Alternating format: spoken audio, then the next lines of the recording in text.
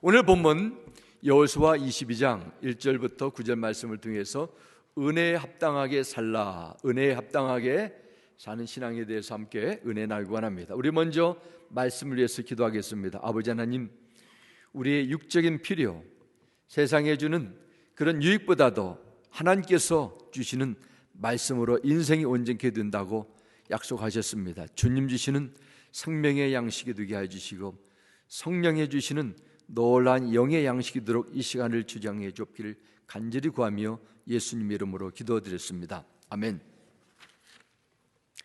사람은 흔히 인생의 시작도 또 과정도 중요하지만은 마지막 매듭을 잘 지켜야 된다, 이런 말을 합니다. 더 중요한 것은 그 인생을 평가할 때, 마지막 부분을 검증할 때 하나님 앞에서 인정받는 것이라고 저는 믿습니다. 세상에서 많은 것을 이루고 성취하고 수많은 사람들로부터 부러움과 인기를 한 몸에 받고 살던 사람이 나중에는 지우기 힘든 고통과 큰 상처를 남기고 떠나게 된다면 얼마나 슬프고 안타까운 인생이 되겠습니까? 사람은 무엇보다도 하나님의 주시는 복과 은혜를 지속적으로 받고 살아야 됩니다. 복을 받는 것도 중요하지만 복을 간직하고 지속적으로 누리는 이면도 함께 중요하다는 것입니다. 더 나아가서 하나님께서 주시는 은총 가운데 이것을 증거하는 그런 증인의 삶을 사는 것도 우리에게 중요하다고 믿습니다. 그래서 항상 우리 신앙생활의 고민은 내가 주님과 함께 어떻게 우리의 삶을 시작할 것인가, 어떻게 주님과 함께 이 일을 잘 해나갈 것인가, 이런 질문과 함께 주님과 함께 어떻게 우리의 삶을 잘 매듭을 지을 것인가, 마무리할 것인가, 이에 대한 영적인 성찰과 고민도 필요하다고 믿습니다.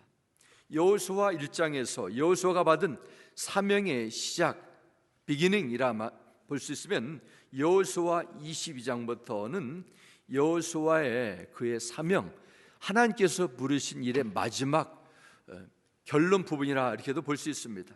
오늘 말씀의 배경은 이제 드디어 7년간에 이어진 가나안 기나긴 정복 전쟁이 다 끝나고 이스라엘 12지파에 대한 땅의 분배가 다 마친 그 후에 여호수아가 르우벤과 갓 그리고 므낫세 반지파의 용사들을 불러가지고, 야, 너희들 정말 포기하지 않고 인내하지 않고 자리를 지키고 믿음의 승리를 이렇게 거두었다, 이렇게 칭찬하면서 축복하는 사건입니다. 이제 마지막 여호수아 22장부터는 하나님께서 약속하신 가나안 땅을 정복하는 일을 다 마치면서 이제는 그들에게 주어진 새로운 삶, 미래 가나안 땅에서 새로운 그 정착 생활을 어떻게 해야 될 것인가에 대한 말씀을 주시고 있습니다. 이것은 여호수아의 개인적인 생각, 자기의 감정적인 표현이 아닙니다. 하나님께서 성령의 감동을 통해서 여호수아를 통해 주시는 영적인 메시지입니다. 어떻게 이것을 우리가 받았는데, 이 땅의 기업을 얼마나 우리가 기다리고 왔는데, 이 땅을 우리가 어떻게 잘 보존하고 이 땅 속에서 주신 하나님의 풍성함을 잘 우리가 누리는, 여기에 대한 하나님의 강력한 권면도 있습니다. 오늘 주시는 말씀을 통해서 하나님께서 여러분을 향한 소원을 깊이 더 알고 하나님께서 약속하신 이 세상 속에서 주신 사명의 자리에서 믿음의 열매가 지속적으로 맺게 되는 그런 신앙생활로 계속 나아가게 되기를 주님의 이름으로 축원합니다. 오늘 먼저 본문에 합당한, 은혜에 합당한 삶을 살기 위해서는 어떻게 계속 살아야 되는가? 첫 번째는 하나님이 맡겨주신 책임을 지켜라 말합니다. 하나님께서 여러분 각자에게 주어진 소명, 책임을 소홀히 여기지 말고 지속적으로 잘 지키라, 이 메시지입니다. 이스라엘 백성들이 광야 40년을 마치고 마침내 가나안 땅에 도착했을 때 12지파 중에 가장 장자가 되는 르우벤 지파 사람들이 모세에게 동쪽 요단강 동쪽 지역에 있는 그 광활한 촌, 우리가 먼저 차지했으니까 우리에게 달라, 이렇게 요청을 하게 됩니다. 지도를 보면 여러분이 좀 이해가 쉬울 것 같아가지고 지도를 다시 한번 보여줍니다. 요단강과 사해바다를 중심으로 해가지고 왼쪽에는 또 다른 여러 지파들이 있고 아홉 밤 지파들이 있고, 또 유단강 중심으로 해가지고 오른쪽에는 지금은 요르단이라는 그 나라가 그 땅을 대부분 차지하고 있는데요, 동쪽 므낫세와 그 밑에 가시란 지파가 있고, 또 12지파의 장자 지파인 르우벤 지파가 먼저 가나안 땅, 바로 요단강을 건너기 전에 그 부분을 다 차지하게 됐습니다. 그들은 이렇게 말합니다. 이제는 우리 땅을 가졌으니까 더 이상 싸우지 않겠다는 거예요. 이제는 우리가 이 땅에서 눌러 앉으면서 먼저 우리가 꿈꾸던 새로운 삶을 누리겠다, 이런 아주 이기적인, 아주 자기중심적인 그런 태도로 나오게 될 때 모세는 채찍으로, 말로 책망하게 됩니다. 너희들이 지금 무슨 말이냐, 아직 지금 요단강을 건너가지고 우리가 싸워야 될 수많은 전쟁이 있는데 너희들은 가만히 여기서 죽치고 있다면 무슨 말이냐. 그에 대한 내용이 민수기 32장 20절부터 23절 이렇게 나오게 됩니다. 그러자 모세가 그들에게 대답하였다. 만일 당신들이 말하는 대로 한다면 당신들이 전쟁에 나가려고 주님 앞에 무장을 하고 주님께서 그의 대적을 그 앞에서 몰아낼 때까지 당신들 모두가 무장한 채로 주님 앞에서 이 땅을 건넌다면 그 땅이 주님 앞에서 정복되는 날 당신들은 돌아갈 수 있고 주님과 이스라엘에 대한 당신들의 의무에서 벗어날 수 있어. 그리고 지금 이 땅은 주님 앞에서 당신들의 소유가 될 것이요. 그러나 만일 그렇게 하지 않는다면, 만일 당신들이 이렇게 하지 않으면 당신들은 주님께 죄를 짓는 것이요, 이러한 죄를 짓고서는 당신들이 절대로 그 죄에서 벗어나지 못할 줄 아시오. 이런 강력한 경고의 메시지가 모세를 통해서 그 두 지파 반에게, 므낫세 반 또 갓 르벤 지파에게 주어지게 됩니다. 모세의 강력한 지체를 받게 된 르벤 또 다른 두 지파들은 모세와 하나님 앞에서 우리가 우리 것만 계속 챙기다가는 하나님 앞에 줄을 짓고 나의 여기다 엄중한 하나님의 징계를 받게 될 것이다, 이것을 깨닫고 다시 한번 모세와 함께 언약을 맺게 됩니다. 그 내용이 32장 20절에 또 나오게 됩니다. 그러나 어른의 종인 우리는 말씀하신 대로 모두 각자 무장하고 요단강을 건너가 주님 앞에서 싸우겠습니다. 그들의 마음이 이제 새롭게 됐습니다. 우리도 다른 아홉 반의 지파를 위해서 이제는 요단강을 건너서 싸워야 되겠다, 그의 마음을 바꾸고 맹세를 하게 됩니다. 이 르우벤 갓 므낫세 반 지파였던 군사들이 가나안 정복 전쟁에 기나긴 시간 동안 아주 최전방에 서서 전투를 끝까지 감당했습니다. 그 내용이 오늘 본문에 나오게 됩니다. 이 명령을 받은 모세는 죽은 후에도 모세의 명령, 모세와 맺은 언약을 기억하며 그들의 형제 다른 지파들을 열심히 도왔습니다. 물론 남은 군사들은 그들이 먼저 차지한 요단강 동쪽에 있는 그 땅을 지키면서 또한 그들의 생활에 잘 정착하도록 돕는 일을 함께 했습니다. 이 모든 전쟁을 통해서 겪게 되는 두려움, 위기의 나날을 가나안 땅에서 지내면서 그 기나긴 시간 동안 잘 감당해 왔습니다. 그 이후에 나타난 내용이 바로 오늘 본문 22장 이렇게 시작합니다. 바로 1절부터 3절 다시 보겠습니다. 그때 7년 정복 전쟁이 끝나고 33번의 치열한 전투가 다 마친 그 후에 이제는 각 모든 지파들이 분배되는 그 땅을 다 차지한 이후에 하나님께서 모세를 통해서 르우벤, 갓, 므낫세 반지파를 부르게 됩니다. 그리고 또 다른 말씀을 주게 됩니다. 사실 이스라엘 백성들이 가나안 땅을 차지하는 것은 7년 정복 전쟁 그 짧은 기간만이 아니었습니다. 40년의 광야 생활을 다 치르고 그 전에도 그 백성들이 애굽 땅에서 430년이라는 그 기나긴 시간 동안 노예 생활을 하지 않았습니까? 정말 이걸 계산하게 되면은 거의 몇 년입니까? 780년, 그 500년 가까이 되는 오랜 시간을 그들이 참고 기다려왔던 것입니다. 아니, 하나님께서 정하신 때에 그들에게 예배해 주셨습니다. 드디어 마쳤습니다. 드디어 땅에 돌아갔습니다. 그들이 안식을 누릴 때가 됐어요. 이제는 홀가분한 마음을 가지고 요단강을 다시 건너가지고 우리에게 주어진 그 땅에서 열심히 살아갈 그때 하나님은 말씀하십니다. 오늘 본문 여호수아 22장 2절 다시 한번 보겠습니다. 2절 이렇게 그들에게 이르되 여호와의 종 모세가 너에게 명령한 것을 너희가 다 지키며, 민수기에서 나오는 명령한 것이죠. 우리가 다른 종도 지파를 위해서 싸우겠습니다. 언약을 다 지켰습니다. 또 내가 너에게 명령 모든 일에 너희가 내 말을 순종하여. 3절입니다. 오늘까지 날이 오래도록 너희가 너희 형제를 떠나지 아니했다. 마지막에도 그 책임을 지켜도다. 이렇게 기록합니다. 오늘 본문 22장 1절, 2절, 3절에 나오는 많은 단어 가운데 반복되는 내용이 있습니다. 명령, 지켰다는 것입니다. 책임을 지켰어요. 하나님이 주신 명령 말씀을 그냥 가볍게 여기지 않고 지키다가 중간에 포기 않고 끝까지 오늘까지 날이 오래도록 지켰다 말씀합니다. 이것을 성경은 충성이라 말합니다.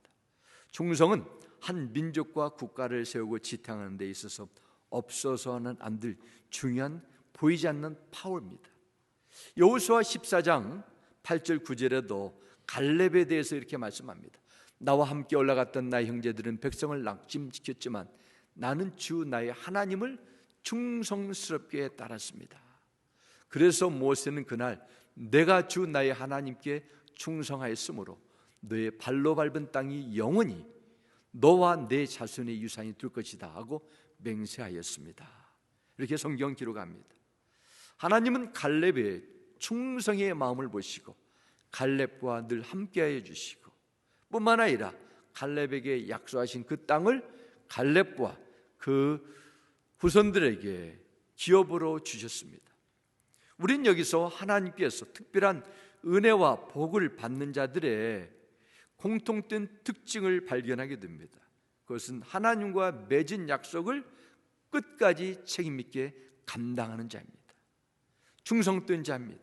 많은 그리스도인들이 예수 그리스도를 마음의 구원자여 생명의 주인으로 모시는 새로운 삶을 살게 됩니다. 하나님의 전적인 은혜임을 믿음으로 고백합니다. 그러나 문제는 구원받은 이후에 나타나는 생활 방식에 있어서 은혜는 받지만은 나에게 주어진 책임에 대해서, 부르심에 대해서 무관심하게 된다면은 그것은 하나님께서 나에게 주신 은혜를 헛되이 여기게 된다. 이렇게도 볼 수 있습니다. 디모데후서 2장 1절과 2절에 기록합니다. 내 아들아, 그러므로 너는 그리스도 예수 안에 있는 은혜 가운데서 강하고 또 내가 많은 증인 앞에서 내게 들은 바를 충성된 사람들에게 부탁하라. 그들이 또 다른 사람들을 가르칠 수 있으리라. 이렇게 말씀합니다. 주 예수 그리스도에 있는 하나님의 무조건적인 그 은혜의 선물 가운데 강하게 되고 충성된 사람들에게 부탁하라. 그냥 대충대충 하는 그런 사람을 찾아가지고 주의 일을 맡기지 말고 하나님 앞에 신실한 충성된 사람을 찾아서 주의 일을 계속 진행해 나가라.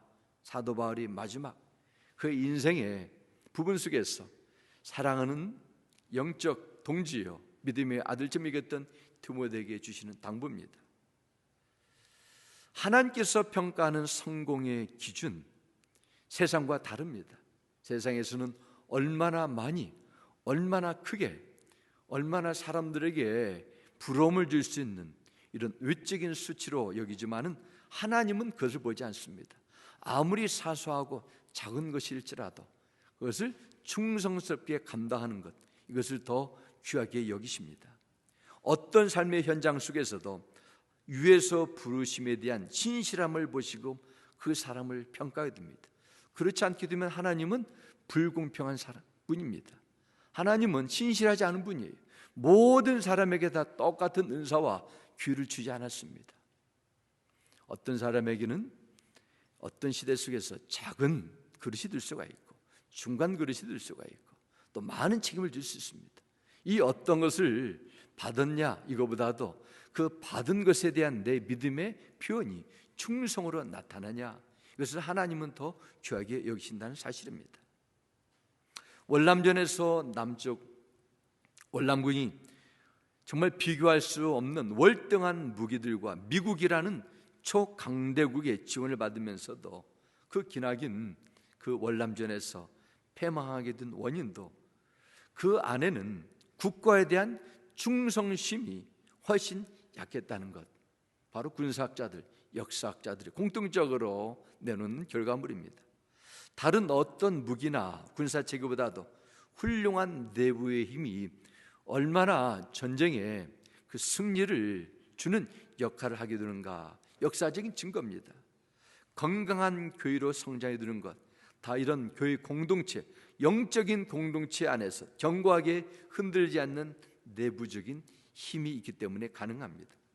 주님의 몸된 교회가 하나님의 나라를 세우고 끝까지 지탱하는 데 있어서 수많은 외적인 핍박과 어려움과 문제 속에서도 이것을 감당해 두는 힘은 세상에서 주는 외적인 그런 기준에 있지 않습니다.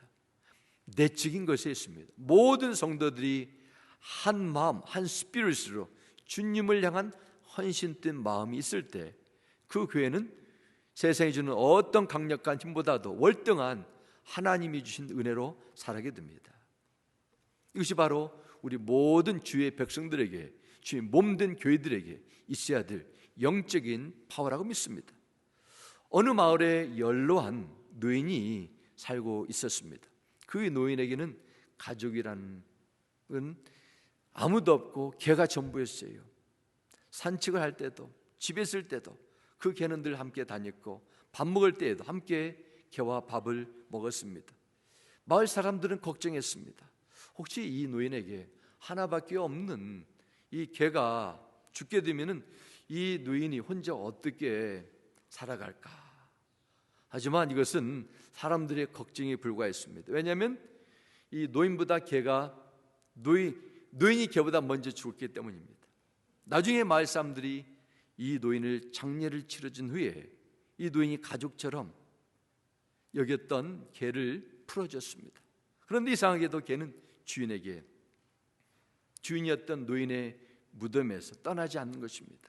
몇 달이 지나도 1년, 2년이 지나도 그 자리에 계속 있습니다. 마을 사람들은 이 개를 돌아가면서 집에서 키우기로 그렇게 결심했지만은 어느새 그 개는 다시 이 노인의 무덤에 와 있는 거예요. 그리고 그 개는 무덤을 14년이나 지켰다고 죽었답니다. 지금 짐승이라는 그 한 생명체도 주인에게 베푼 은혜 보다보고자 하는 그 충성을 다하게 됩니다. 지금도 그런 내용이 나오지 않습니까? 100마일, 200마일 멀리 떨어져 있는 개가 주인을 찾아와가지고 나중에 몇 개월 후에 1년 후에 집으로 돌아왔다는 그런 뉴스도 가끔씩 나오게 됩니다. 사랑하는 성도 여러분, 여러분도 하나님 앞에 충성된 일꾼으로 살기 원하십니까? 그렇다면 먼저 예수 그리스도의 십자가에 있는 하나님의 사랑과 은혜로 먼저 충만하셔야 됩니다. 교회는 주님의 몸입니다. 조직이 아니에요. 우리가 교회의 주님의 몸이라는 사실을 늘 기억해야 됩니다. 서로를 아끼고 사랑하고 믿음을 지키고 책임을 다하고 헌신하는 주님의 몸이 되어야 합니다. 교회가 하나님의 나라를 세우고 마지막 때 주께서 주어진 사명을 감당하기 위해서는 절대적으로 공동체 안에 있는 이런 형제애가 필요합니다. 물론 하나님께서 그 두 지파판에게 브나세 반, 갓, 또 루벤 지파에게 너들 수고 끝났어, 먼저 차지해라, 그렇게 말할 수 있지만 하나님은 그것을 원치 않으시고 잘해서 일어나 전투에 나가라, 다른 형제들 도와주라. 이것은 우리에게 주어진 중요한 영적인 하나의 그 덕목 가운데 하나입니다. 우리가 하나님의 구원의 역사가 계속 진행되기 위해서는 우리 혼자만, 우리 교회만 돼서는 안 돼요. 같이 함께 이루어야 된다는 것을 이 12지파의 그 정복 전쟁의 과정을 통해서 다시 한번 일깨워주고 있습니다. 우리에게도 다양한 직분이 있습니다. 직분을 받았으면 끝까지 하나님의 나라와 구원의 역사를 위해서 충성함, 책임감을 짓고 하나님 앞에 의리를 다하는 것, 이 구원받은 성도의 당연한 본분이라는 것을 오늘 본문을 통해서 알려주게 됩니다. 저는 우리 은혜 재단 속에서도 이런 하나님의 나라를 위해서 한 마음으로 하나님 앞에 신뢰와 책임감을 다하는 충성된 일꾼들이 더 많이 세워지는 그 은혜가 나타나게 될 주의 이름으로 축원합니다. 아멘. 두 번째, 우리는 본문을 통해서 주시는 영적인 귀한 메시지, 마음을 하나님께 드려라 하는 것입니다. 오늘 본문 22장은 12지파의 가나안 땅의 분배와 도피성을 만드는 일, 레위 지파의 성을 분배하는 이 모든 여러 가지 다양한 일들을 다 마친 후에 이제는 므낫세, 갓, 또 루벤 지파들을 돌려보내면서 그들의 수고를 격려하며 축복하는 내용이 나오게 됩니다. 다시 한번 4절과 5절 한번 보겠습니다. 하나님은 여호수아에게 어떤 마지막 당부를 주십니까? 이제 너희들이 돌아갈 때가 됐어. 이제는 너희들이 새로운 인생을 개척할 그 중요한 시점에 너희의 하나님 여호와께서 이미 말씀하신 대로 너희 형제에게 안식을 주셨으니 그런즉 이제 너희는 여호와의 종 모세가 유단 저쪽에서 너희에게 준 소유지로 가서 너희의 장막으로 돌아가되 오직 여호와의 종 모세가 너에게 명령한 명령과 율법을 반드시 행하여 너희 하나님 여호와를 사랑하고 그의 모든 길로 행하며 그의 계명을 지켜 그에게 친근히 하고 너희의 마음을 다하여 성품을 다하여 그를 섬길지니라 하고 이렇게 말씀했습니다. 하나님께서 요단강 동쪽 땅을 향해 갈 준비를 하고 있는 이 두 지파 반들에게 어떤 말씀을 주십니까? 이제 너희들에게 수고한 모든 것을 내가 너희들에게 공급하겠다. 이 축복과 함께 주시는 영적인 메시지가 있습니다. 축복도 한번 보겠습니다. 6절 한번 보겠습니다. 여호수아가 그들에게 축복하여 보내며 그들이 자기 장막으로 갔더라. 7절입니다. 므낫세 반지파에게는 모세가 바산에서 기업을 줬고 그 남은 반지파에게는 여호수아가 유단 이쪽 서쪽에서 그들의 형제들과 함께 기업을 진지라. 여호수아가 그들의 장막으로 돌려보낼 때 그들에게 축복하고 말씀. 그들의 수고한 대가가 하나님께서 여호수아를 통해 주시는 축복의 메시지로 이루어졌습니다. 오늘 본문에 나오는 이 세 지파, 요단강 서편에 있는 다른 9개 반의 지파들에 대한 헌신과 충성이 그들의 책임의 완수가 하나님은 다 기억하셨다는 것을 알게 됩니다. 그들이 눈물로 뿌리는 그 수고에 그 모든 것이 기쁨으로 단을 거두는 그런 응답의 그 내용이 하나님께서 주신 축복으로 다가왔습니다. 얼마나 아름답습니까? 축복은 거저주는 것이 아니라 나에게 주신 일에 대한 하나님의 그 보상입니다. 당연한 것입니다. 그건 순종과 실천의 삶의 하나님의 응답이라고도 볼 수 있습니다. 또한 안식을 주셨어요. 하나님께서 그들과 함께하는 것입니다. 우리가 이 세상에서 주를 위한 헌신, 수고, 손에 이 모든 것이 주 안에서 헛되지 않게 됨을 믿으시기 바랍니다. 하나님은 반드시 이에 대한 보상을 주십니다. 이것은 성경적인 약속이에요. 다시 본문으로 돌아가서 루벤, 갓, 므낫세 이 반지파는 여호수아의 축복을 받고 자신들의 삶의 터로 돌아갔습니다. 드디어 기다리던 이제는 새로운 그 고향 땅, 하나님께 주신 그 약속의 땅으로 가려는 그 시점입니다. 하나님은 여호수아를 통해서 이스라엘 백성들에게 특별히 동쪽으로 갈 그 두 지파 반 그 군사들에게 어떻게 너희들이 받은 복이 열매를 맺고 형통함이 잠시 한계적인 그런 경험으로 끝나지 않고 지속적으로 늘 쓰는가에 대한 비결을 말씀해 주고 있습니다. 그 비결은 우리가 읽은 말씀처럼 하나님을 사랑하는 것입니다. 마음과 성품을 다해 하나님을 사랑하라. 그 메시지가 있습니다. 하나님께서 그들을 향한 그 간절한 기대와 소원이 바로 5절에 있습니다. 다시 한번 5절 보여주겠어요? 예. 너의 하나님 여호와를 그냥 단순히 사랑하는 것이 아니라 마음을 다하고 성품을 다하고 정성을 다해 하나님을 사랑하라. 이 사랑, 그들이 무거운 짐을 다 내려놓고 평화로운 인생을 펼치는 그 시점이 하나님은 보실 때 너희들이 영적인 풍요와 안일함에 빠지면은 마음이 내게로 따는 것을 하나님은 다 아셨습니다. 이것이 바로 여호수아가 정복 전쟁을 마치고 새로운 정착지로 떠나는 유단 동편지파의 군사들에게 가졌던 염려이고 하나님께서 주시는 권면의 메시지였습니다. 사실 이 말씀은 우리에게 얼마나 익숙합니까? 우리 주부에도 나옵니다. 마태복음 22장 37절 말씀. 하나님께서 우리에게 주시는 강력한 메시지입니다. 마음을 다하고 목숨을 다하고 뜻을 다하여 하나님을 사랑하라. 신명기에서도 강조하는 메시지입니다. 하나님이 이렇게 반복적으로 주시는 그런 이유가 있습니다. 그만큼 하나님께서 주시는 복을 받았을 때 복의 근원이 되신 하나님께로 마음을 두는 것이 아니라 받은 복에 마음을 빼앗겼음을 알고 계셨기 때문입니다. 이 사람이 이처럼 마음이 쉽게 달라졌음을 하나님은 다 꿰뚫어 보고 계셨어요. 신앙생활은 은혜를 받는 데부터 시작합니다. 은혜가 무엇입니까? 은혜는 나의 어떠한 조건이 하나님과 서로가 맺어서 된 것이 아니라 전적인 하나님께서 거저주시는 선물, 이것이 은혜입니다. 저뿐만 아니라 누구에게 주시는 하나님의 무한한 사랑입니다. 쉽게 표현하자면 하나님께서 누구에게나 어떤 조건을 달지 않고 값없이 거저주신 선물, 이것을 은혜라 이렇게도 설명할 수 있습니다.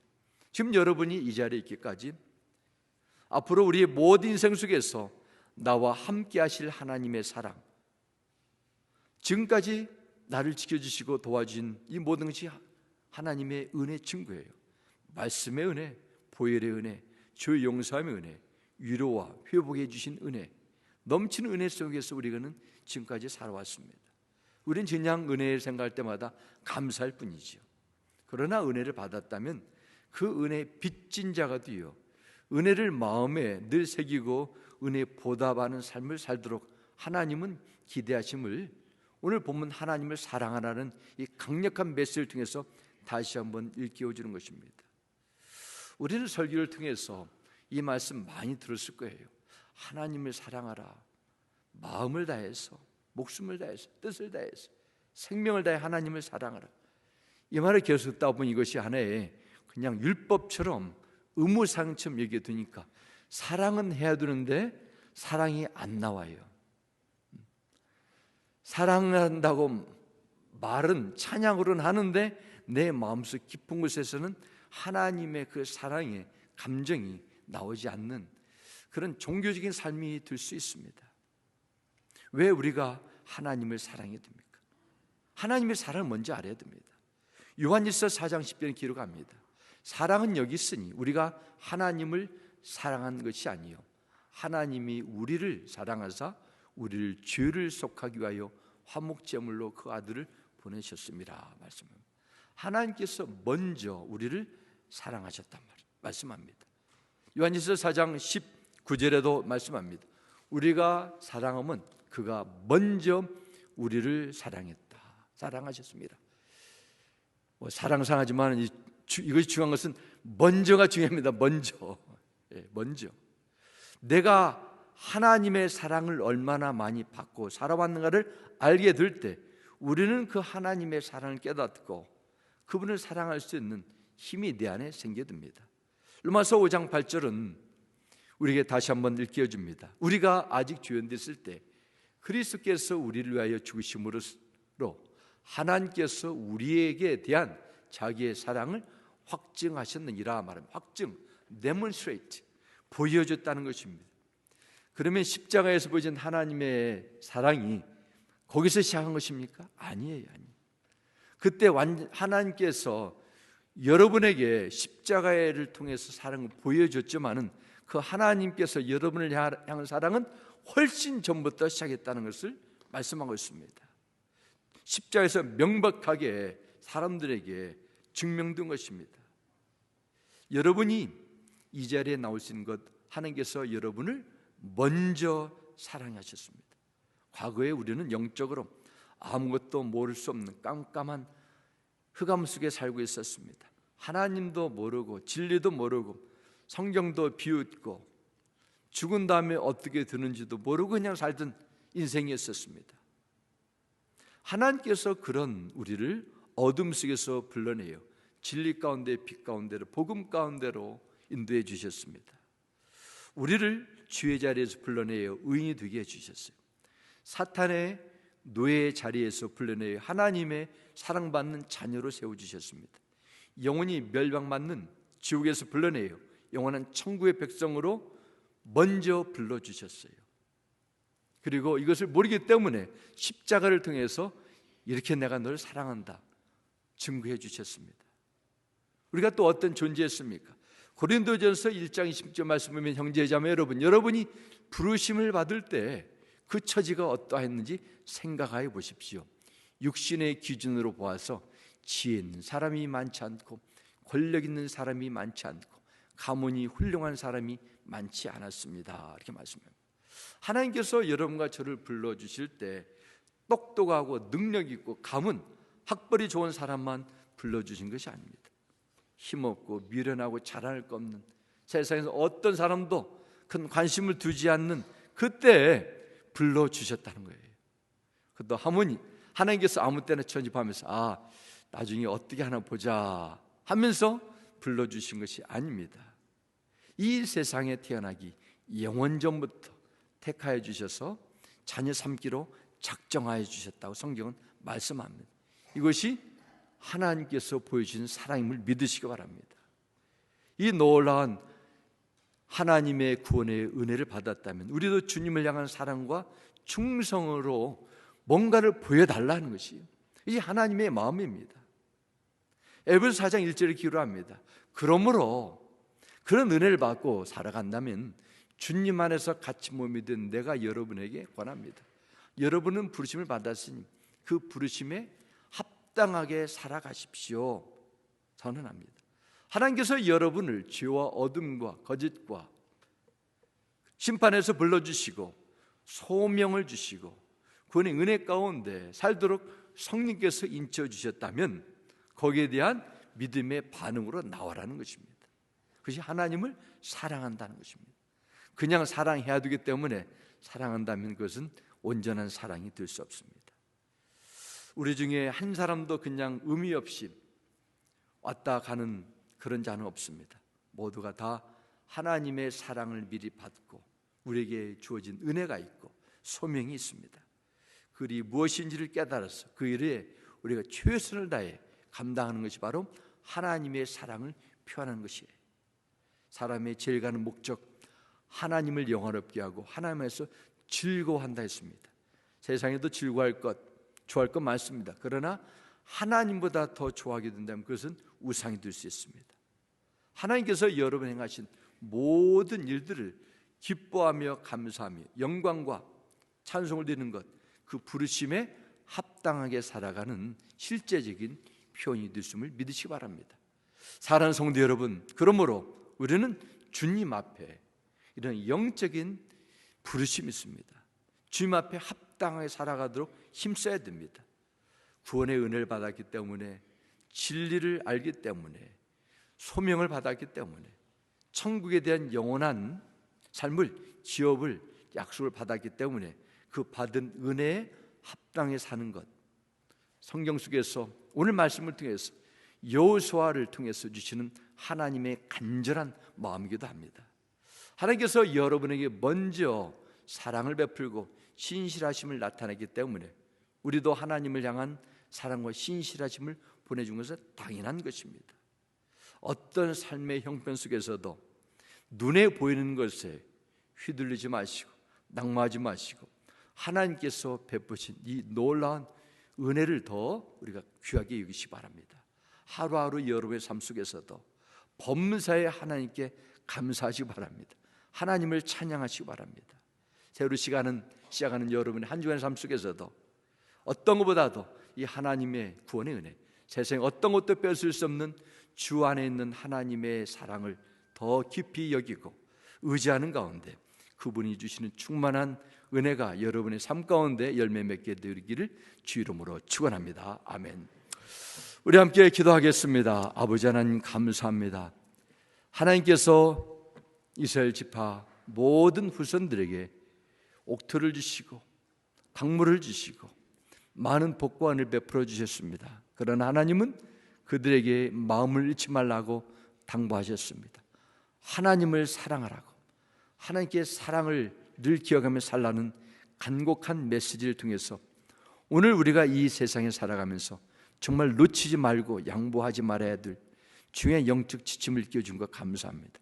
우리의 영혼 기쁨 속에서 구원의 은혜에 대한 하나님의 신실하심에 대한 예수 그리스도 안에 있는 하나님의 놀라운 사랑을 깊이 인정하며 감사하며 주님 이름을 찬양할 수 있는 그런 삶으로 세상을 이기고 믿음을 지키고 삶을 감당하는 우리 모두가 되도록 축복하여 주시옵소서. 주 예수님 이름으로 기도드렸습니다. 아멘.